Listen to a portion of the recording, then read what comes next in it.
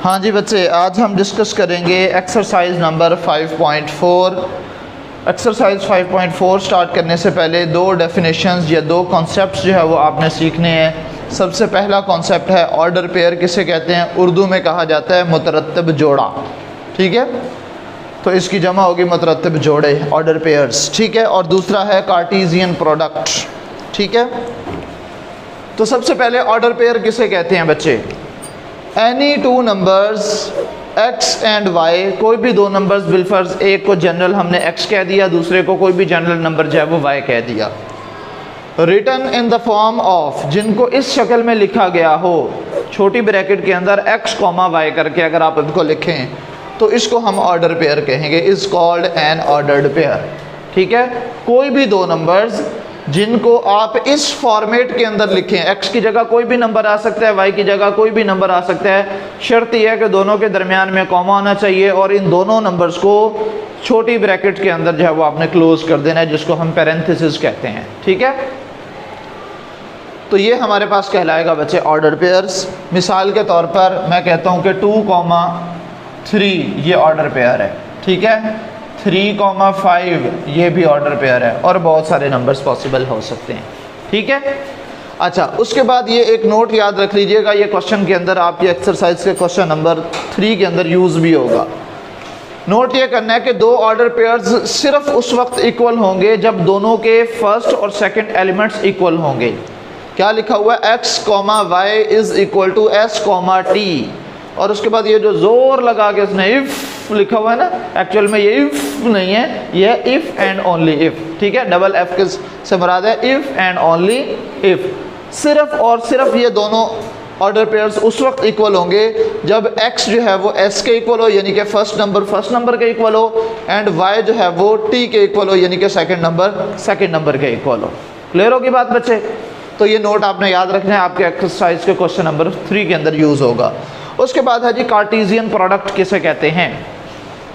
Cartesian product ये आपकी book में लिखा हुआ है, नोट करने की ज़रूरत नहीं है, आपकी बुक के अंदर ये लिखा हुआ है नोट के साथ, नोट दैट, ऑर्डर पेयर की डेफिनेशन के नीचे।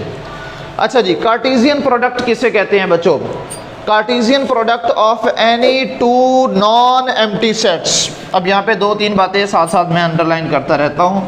नॉन एम्प्टी सेट्स यानी कि दो ऐसे सेट्स होने चाहिए जो कि खाली सेट नहीं होने चाहिए, उनके अंदर चाहे एक ही एलिमेंट क्यों ना हो लेकिन होना चाहिए। बिलफर्ज हमारे पास दो सेट्स हैं A एंड B, और उसका जो कार्टेशियन प्रोडक्ट है उसको जाहिर करेंगे A मल्टीप्लाई बाय B की फॉर्म में, और उसके अंदर होगा क्या, तो A क्रॉस B जो है consist of all ordered pairs x, y such that x जो है वो किसके इक्वल होगा, A के, x जो है वो किस सेट से बिलोंग करेगा, A से, और y जो है वो किस सेट से बिलोंग करेगा, B से।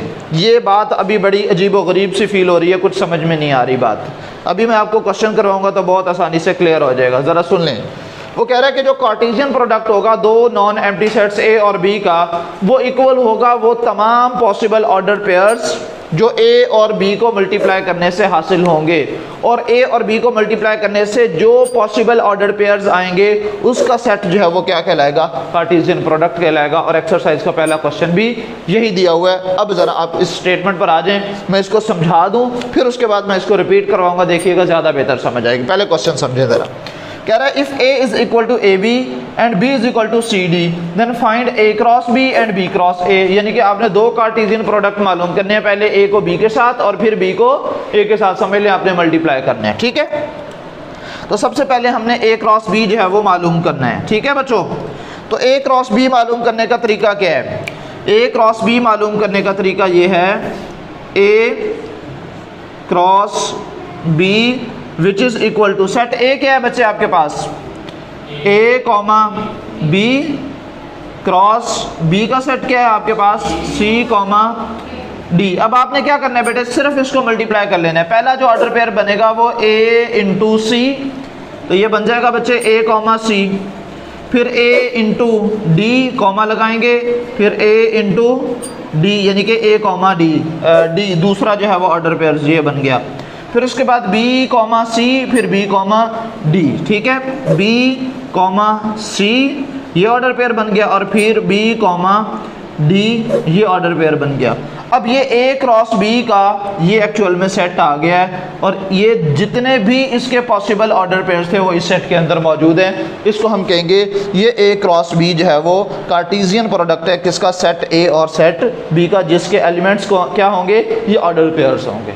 अब कार्टेशियन प्रोडक्ट की बात समझ में आई। अब आप यहाँ से देखो, और उसने क्या कहा था, इस तरह से ऑर्डर पेयर्स बनाने हैं कि जो x होगा वो किससे बिलोंग करे, सेट ए के। तो आप फर्स्ट एलिमेंट देख लें, ए जो है वो किस में से है, सेट ए में से है। यहाँ से ए किस में से है, सेट ए में से है। यहाँ पे बी है तो बी किस में से है, सेट ए में से है। और यहाँ पे बी है, ये भी किस में से है, बी में से है। तो हर ऑर्डर पेयर का फर्स्ट एलिमेंट किस में से होना चाहिए, फर्स्ट एलिमेंट फर्स्ट सेट में से होना चाहिए। और हर ऑर्डर पेयर का सेकंड एलिमेंट किस में से होना चाहिए, सेकंड सेट में से होना चाहिए। बी ज़रूरी नहीं है, अभी बी कॉमा ए आ जाएगा तो सेकंड नंबर पे ए आएगा, फिर हर एलिमेंट जो है वो ए में से होना चाहिए। अभी हम ए क्रॉस बी ले रहे थे ना, तो हमारा फर्स्ट सेट जो है वो ए था और सेकंड सेट जो है वो बी था, ठीक है। जब हम अभी बी क्रॉस ए लेंगे तो फिर हमारे पास सिर्फ इसकी पोजीशन चेंज हो जाएगी। अब हमने क्या मालूम करना है बच्चों, बी क्रॉस ए। तो बी के एलिमेंट्स क्या हैं, C comma D multiply by, यानी कि इसका कार्टेशियन प्रोडक्ट लेना है ए कॉमा बी। अब देखो ज़रा, अब आपका फर्स्ट सेट कौन सा है, बी, और सेकंड सेट कौन सा है, ए। अब आपका हर ऑर्डर पेयर का जो एक्स है वो किससे बिलोंग करना चाहिए, बी से, फर्स्ट सेट से। और जो वाई है सेकंड एलिमेंट जो है वो किससे बिलोंग करना चाहिए, ए से, यानी कि सेकंड सेट से। ठीक होगी बात बच्चे। तो अब इसको क्या लिखेंगे हम, सबसे पहले सी कॉमा ए, फिर सी कॉमा बी, फिर डी कॉमा ए, और फिर डी कॉमा बी। ठीक है, ये हमारे पास एक और सेट आ गया है जो एक्चुअल में बी क्रॉस ए का कार्टेशियन प्रोडक्ट है। ठीक हो की बात बच्चे। तो ये इसको कहते हैं कार्टेशियन प्रोडक्ट। अब ये कार्टेशियन प्रोडक्ट की बात समझ में आ गई है बच्चे। तो कार्टेशियन प्रोडक्ट ऑफ सेट ए और बी जो है वो किससे डिनोट किया जाता है, ए मल्टीप्लाई बाय बी से। और ये किस पर मुश्तमिल होता है, वो तमाम ऑर्डर पेयर्स पर मुश्तमिल होगा जो ए को बी के साथ मल्टीप्लाई करने से हासिल होंगे। सच दैट कंडीशन क्या होगी कि एक्स जो है वो सेट ए से बिलोंग करे और जो वाई है वो सेट बी से बिलोंग करे। यानी कि जो फर्स्ट एलिमेंट है ऑर्डर पेयर्स का वो फर्स्ट सेट से, और जो सेकेंड एलिमेंट है ऑर्डर पेयर का वो सेकेंड सेट से। तो इस केस में हमारा एक्स किससे बिलोंग करना चाहिए, बी से, क्योंकि फर्स्ट सेट जो है वो हमारा बी है। और y किससे बिलोंग करना चाहिए, एक्स ए से, क्योंकि सेकंड सेट जो है वो हमारा क्या है, ए है। क्लियर होगी बात बेटे। सेकंड क्वेश्चन जो दिया गया है उसमें ए क्रॉस बी मालूम करना है, बी क्रॉस ए मालूम करना है, ए क्रॉस ए मालूम करना है, बी क्रॉस बी मालूम करना है। यानी कि ए बी दो जो है वो सेट दिए हुए हैं, वो कह रहा है इनको आपस में भी मल्टीप्लाई करके देखो, ए को ए के साथ, बी को बी के साथ, और ए को बी के साथ और बी को ए के साथ, इनका भी कार्टेशियन प्रोडक्ट लेके देखो जी। ए को ए के साथ दोनों सेट जो है वो ए ही होंगे, 1,1 ही बनेगा, फिर 2,2 ही बनेगा। ठीक है, 0 है बल्कि इसके एलिमेंट्स। अभी मैं आपको ना A cross B, A cross A और बी क्रॉस बी मालूम करके देता हूँ। ए क्रॉस बी और बी क्रॉस ए तो अभी हमने इसमें से सीख लिया, सिर्फ वैल्यूज ही चेंज होंगी। ठीक है, क्वेश्चन नंबर 2 बताओ बच्चे ज़रा। क्वेश्चन नंबर 2 में ए की वैल्यू क्या है, 0 2 4। ठीक है, और बी की वैल्यू क्या है, -1 और 3। ठीक हो गया। अभी मैं ए क्रॉस ए मालूम कर रहा हूँ बच्चे। तो ए क्रॉस ए का क्या मतलब है, फर्स्ट सेट भी हमारा ए ही है और सेकंड सेट भी हमारा ए ही है। तो मैं चलो लिख देता हूँ 0 2 4, और सेकंड सेट जो है वो भी ए ही है, 0 2 और 4। चलो जी, अब मल्टीप्लाई करते जाओ, जैसे मल्टीप्लिकेशन होती है वैसे आप ऑर्डर पेयर्स बनाते चले जाओ। ठीक है बच्चे, 0,0 ठीक हो गया, फिर 0,2 और फिर 0,4। ठीक है, ये 0 के साथ फर्स्ट टाइम ये कंप्लीट हो गया। अब किसकी बारी है, 2 की बारी। तो मैं 2,0 फिर 2,2 फिर 2,4, तो 2 भी कंप्लीट हो गया। अब 4 की बारी, 4,0 4,2 और फिर 4,4। ठीक है, और लास्ट में और स्टार्ट में आपने ये ब्रैकेट लगा देनी है। तो ये मैं ऐसे भी तो लिख सकता था लेकिन बहुत दूर तक चले जाना था। अब वैसे भी अभी एक सीक्वेंस मौजूद है, पहले 0 फिर 2 फिर 4, ठीक है। 1 बाय 1 आपने जो है वो कार्टेशियन प्रोडक्ट ले लिया है। अगर आप ये जानना चाहें कि मैं किसी दो सेट्स का ऑर्डर कार्टेशियन प्रोडक्ट लूँ तो नंबर ऑफ ऑर्डर पेयर्स कितने आने चाहिए, तो आप सिर्फ उसके एलिमेंट्स को मल्टीप्लाई करके देख लो। इसमें भी 3 है, इसमें भी 3 है, 3 मल्टीप्लाई बाय 3 कितने होते हैं 9, 3, 6 और 9 ऑर्डर पेयर्स आएंगे और आए हुए हैं 9 ऑर्डर पेयर्स, ठीक है। अभी हमने बी क्रॉस बी मालूम करना है, ज़रा वो भी देख लें। बी का सेट क्या है हमारे पास, बी क्रॉस बी। बी के एलिमेंट्स क्या हैं बेटे, -1, 3 और फिर -1, 3, ठीक है बच्चे। अब -1 फिर -1 के साथ फर्स्ट ऑर्डर पेयर जो बनेगा -1, -1 फिर -1, 3, ओके, फिर 3, -1 और फिर 3, 3 और ये देखो इसमें एलिमेंट्स की तादाद कितनी थी, 2 को 2 के साथ मल्टीप्लाई करो 4 नहीं आता, तो कार्टेशियन प्रोडक्ट में जो ऑर्डर पेयर्स की तादाद आएगी वो भी कितनी होगी, 4 ही होगी। ए क्रॉस बी और बी क्रॉस ए खुद मालूम कीजिएगा। क्वेश्चन नंबर 3 देखो ज़रा।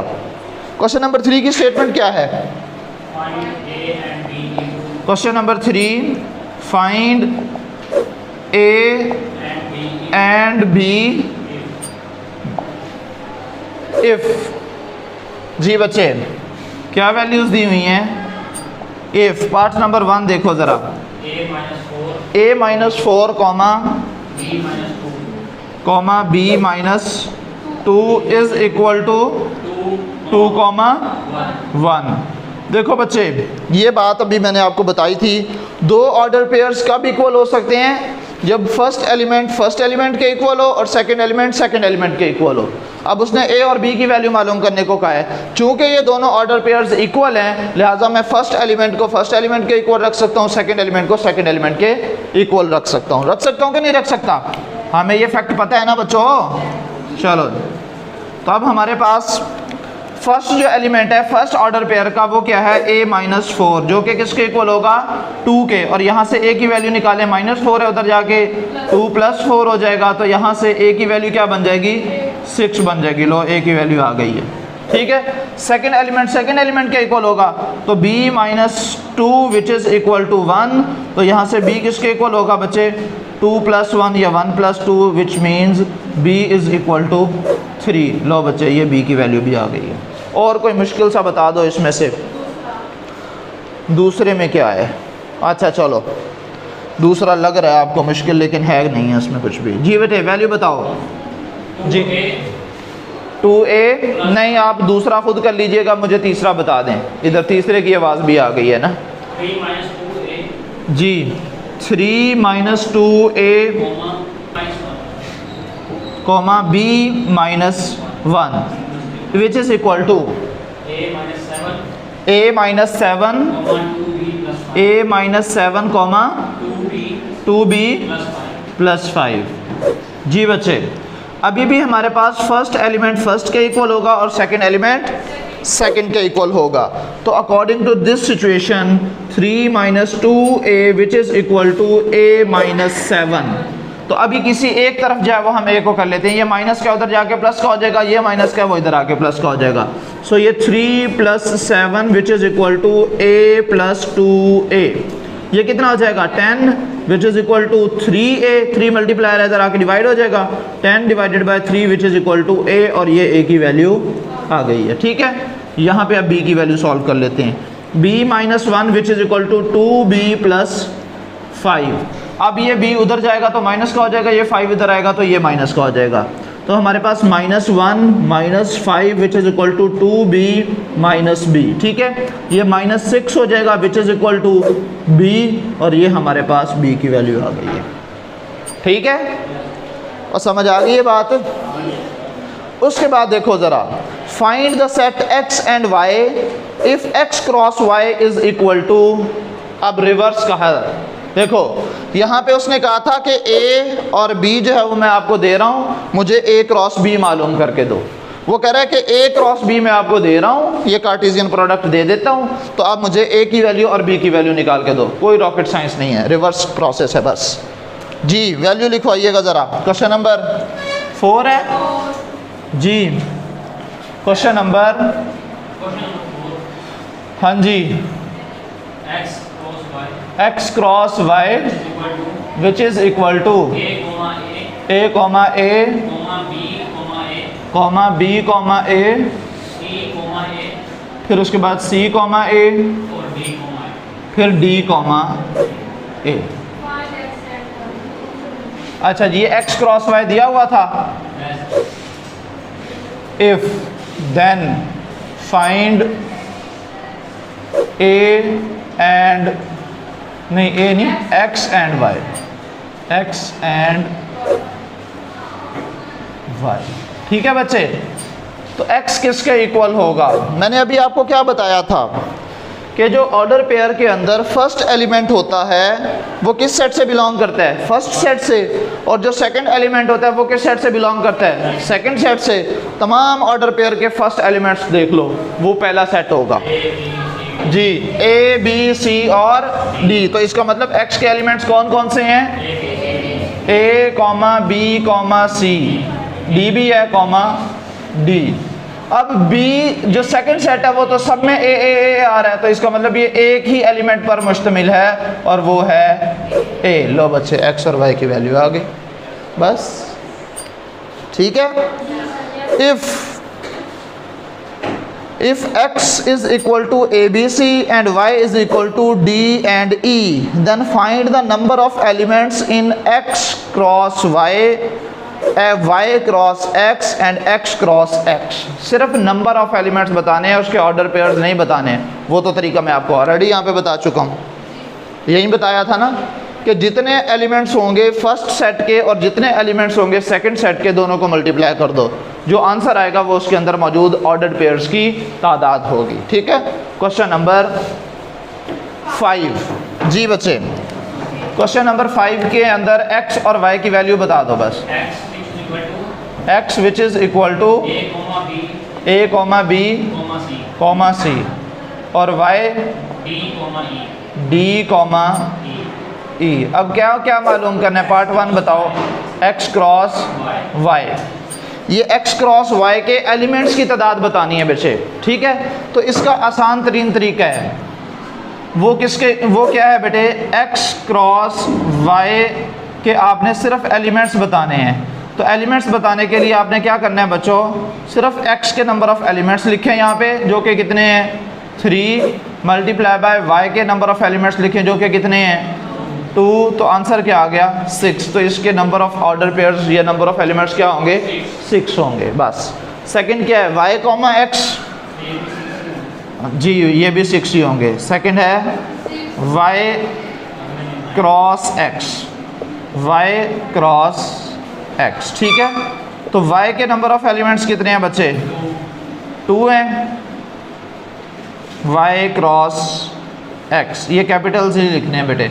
2 मल्टीप्लाई बाय 3, तो ये इसके एलिमेंट्स की तादाद भी 6 आ गई। और पार्ट नंबर 3 में x क्रॉस x है जी, x क्रॉस x। ठीक है, तो इसमें x में एलिमेंट्स की तादाद कितनी है? 3, और दूसरा भी तो x ही है, उसकी भी 3 है। 3 3 9। लो बच्चे, ये थी आपकी निकी पीडीसी एक्सरसाइज जो कि ख़त्म हो गई है, और ये इम्पॉर्टेंट है शॉर्ट क्वेश्चन के हवाले से। नेक्स्ट इंशाल्लाह बेटे जो है बाइनरी रिलेशन क्या होता है, फिर डोमेन ऑफ रिलेशन किसे कहते हैं, रेंज ऑफ रिलेशन किसे कहते हैं, फिर उसके बाद जो है वो फंक्शन किसे कहते हैं। ये one of the most important तरीन टॉपिक है बेटे इस पूरे चैप्टर का, जो कि मैथमेटिकल अंडरस्टैंडिंग के लिए, अगर आपने अपनी मैथ की बुनियाद मजबूत करनी है तो उसके लिए ये लाजमी तौर पर आपको समझना पड़ेगा। क्योंकि इसके बाद, ये 10th के बाद आगे जब तक जो है वो आप मैथमेटिक्स पढ़ेंगे, ये फंक्शन आपकी जान नहीं छोड़ेगा। और अगर आपको फंक्शन नहीं समझ में आ रहा तो फिर आप घोटे लगाओगे, रटे लगाओगे, लेकिन आपका कॉन्सेप्ट क्लियर नहीं होगा कि फंक्शन एक्चुअल में है क्या भला।